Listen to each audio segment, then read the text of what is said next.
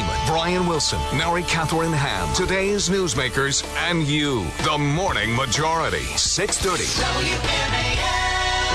8:07 on WMAL on a Friday morning. And I just want to say that if you want to follow us on Facebook, check us out, facebook.com/WMALDC. You can also email us. Some people like to go old school with email. Remember, old school. We used to say snail mail. Email's kind of, but we read your emails. Morning Majority at 630WMAL.com. And just another reminder that you are invited to meet us. Oh, yeah. New host of the Morning Majority, plus Chris Plant on 6:30 day, June 30th, which is next Thursday. We'll be at the Hyatt Regency in Bethesda.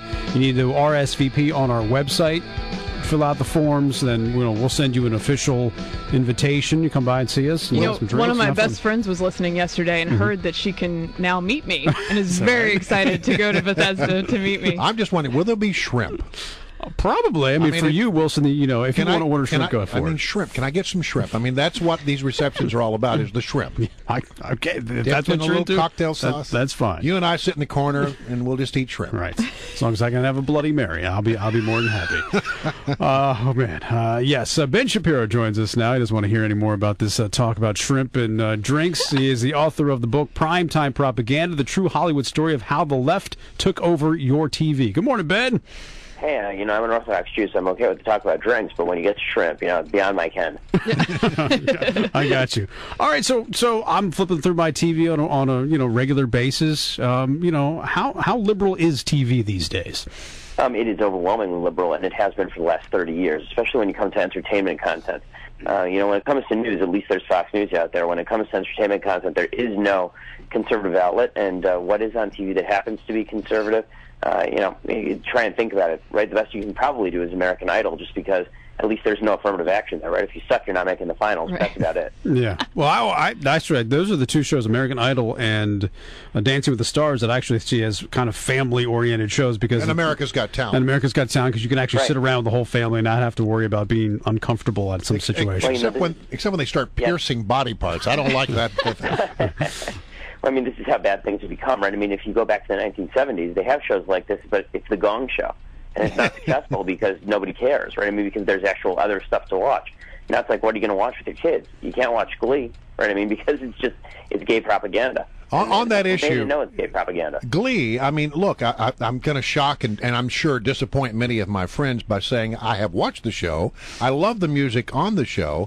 I'm very troubled that the youth of America is getting a lot of its ideas about what's right and what's wrong by watching Glee. I mean, the tweeners are watching this show like you wouldn't believe. And it's concerning to me. I mean, it's like the #1 show in America right now. Yeah, I don't think it's the #1 show, but it's in the top 10. And when it comes to Glee, what's really disturbing about it is that it's this high school musical aesthetic with a kind of nip-tuck morality. And the reason I use Nip Tuck as the example is because Ryan Murphy, who's the guy who created the show, is the guy who wrote Nip Tuck, which shows you what Glee is all about. I mean, Nip Tuck is one of the more egregious shows in cable television history. I mean, it was like just sex of every sort, right? I mean, sex with monkeys, dogs, it didn't really matter. Glee is very obvious what the agenda there is, right? I mean, Kurt, who's the gay character on that show, I mean, he's basically the Pope. Who happens to be gay. I mean, even actually gay activists have complained about sort of how unrealistically angelic and sort of put on a pedestal his character is. And I got out of Glee because it was just too daggone preachy. I was like, I'd like to hear some music, but I'm not into this.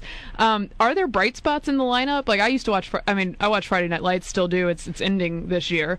Are there other bright spots people can look for? There is good stuff on TV. It's just that it's all liberal, right? I mean, I happen to like Parks and Recreation. I think that's a great show, but I think that it's also a very liberal show. So this, by the way, goes to the heart of the matter, which is that for people who are conservative, you'll watch what's great entertainment, right? I mean, you kind of turn off the political part of your brain, and then you watch what you want to watch. And it's only if they really smack you across the face that you turn it off. And that's why when the left says, you don't like TV, just turn it off. Well, we're not going to. So let's get realistic about this, and let's start recognizing that if conservatives want to get involved in TV, or if they want, conservative stuff on their TV, they need to start recognizing the power of entertainment, and we need to put our dollars, into production, and we need to start getting involved in creating alternative forms of entertainment. We can't just sit outside and snipe. Do you think it's a conscious effort to, push a liberal agenda or have a liberal slant to these shows, or is it just, the artists who are out in Hollywood and that's just the way they are, and this is the kind of shows that they want to put out that they find to be entertaining and, artistically pleasing to them? There is some of both there. When I wrote Primetime Propaganda, I went and I sat down with all these Hollywood folks, and I, got them to talk with me on tape, and they admitted, yeah, they discriminate against conservatives in Hollywood, and they admitted, yeah, they message their shows.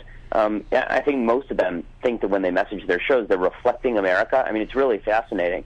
When you talk with them and you say, a show like Glee, is that reflecting America or transforming America? It's transforming. People who create it probably say, it's reflecting America. But the real answer is that they have Pauline Kael syndrome. I mean, Pauline Kael, the columnist for The New Yorker, who's out there saying in 1972, well, I don't know anybody who voted for Nixon. How did he possibly win? Everybody I know voted for McGovern. I mean, that's sort of how it is with Hollywood. I mean, in Hollywood, they don't know anybody who doesn't believe in gay marriage. They don't know anyone who is pro-life. They don't know anybody who thinks that small government's a good thing. And they can't imagine that there's another way to look at the world. That's exactly right. They can't imagine that there's a whole vast part of the country who doesn't see it that way. That's exactly right. They live in this bubble, and that's why. I mean, by the way, you saw this week. There's this Hollywood gambling scandal. I mean, that just shows how cloistered they are. I mean, they're sitting in the back room betting millions of dollars with each other on poker games. And by the way, they're doing it with the same big business they think they're ripping on day in and day out, but they're happy to take their money in a poker game. All right, but it is about money, right? I mean, it's the industry, and they're there to make money. And well, yes and no. I mean, I talked to the executives in the industry. I talked to Doug Herzog, for example. He's the head of MTV Networks, and I said to him, is it just about the money? Is it about the money and the ratings? And he said, well, we also want to do something good for the world, right? We have tremendous power, and we have to wield it for good and not for evil. We have superpowers with young people, and it would be irresponsible of us not to use it for political reasons. It's about the money, but they've constructed a beautiful system for themselves where they're not answerable to the American people.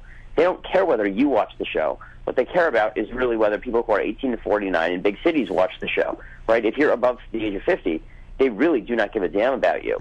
What that tends to do is skew the programming to the left, because the most liberal age group in the United States is that coveted 18 to 34 crowd. Now, if you think about it, that makes no sense whatsoever, because those are the people with the least money, right? They're the most unemployed. They have no savings. They have the highest expenses. But TV continues to target them. Well, but to be fair, TV targets them because the advertisers want them, and that's what the advertisers are asking, the networks for.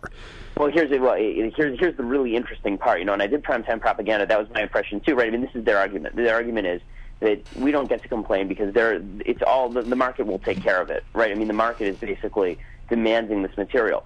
Well, there's only one problem. The 18 to 34 crowd and the demand for the 18 to 34 crowd is based on a con job that the television industry sold to the advertising industry back in about 1970. I agree with that. ABC was pushing really hard for that, and because those were the only viewers they had. And so actually the Nielsen's and CBS came out about 3 months ago. They did a joint study, and what they found is that there is zero correlation between purchasing power and age. And so the advertising industry has been relying on this app. Well, then the I believe you're right about that. Well, then the companies that are looking for the 18 to 34-year-olds and that want those time frames, then they're stupid.